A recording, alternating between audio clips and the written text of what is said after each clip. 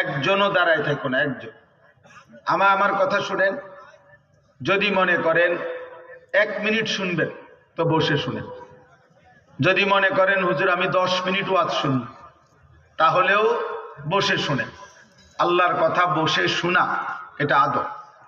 এবং মুসলমানদের মজমার মধ্যে যতটা সম্ভব এই জমে বসা, এটার মধ্যে বরকত। রাসূলুল্লাহ সাল্লাল্লাহু আলাইহি ওয়াসাল্লাম হাদিসে পাকে ইরশাদ করেছেন, বুখারীর হাদিস, একেবারে প্রথম খণ্ডে কিতাবুল ইলমে আছে। নবী সাল্লাল্লাহু আলাইহি ওয়াসাল্লাম বলছেন, কোন দ্বীনি মজলিসে যদি কেউ ফাঁকা জায়গা দেখে, মান রাআ ফুরজাতান ফাজালাসা ফিহা, ফাঁকা জায়গা দেখে নিজে তা পূরণ করে বসলো, ফাকাদ আওয়া ইলাল্লাহ, সে আল্লাহ তাআলার ঠিকানায় পৌঁছে গেল। অনেক বড় একটা সওয়াবের কাজ, ফাঁকা জায়গা পূরণ করে বসা।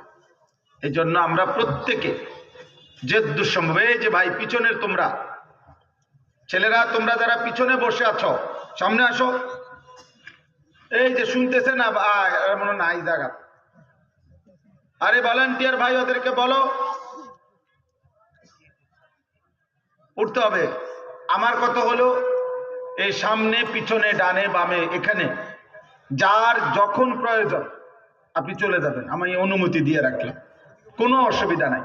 আমি ব্যক্তিগতভাবে কোনো প্রার্থী না, আমার কোনো মার্কা নাই, অতএব আমি ব্যাপক জনসমর্থন প্রত্যাশা করছি না।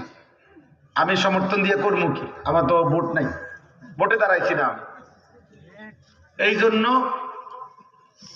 মূল মাকসাদ তো আল্লাহর কথা বলা, আখিরাতের জন্য বলা। আর আমরা এটা বিশ্বাস করি, আল্লাহর কথা একজনকে বললেও নেকি হয়, নেকি হয় কিনা, খালাস। তো একজনকে বললেও নেকি হয়, সওয়াব হয়।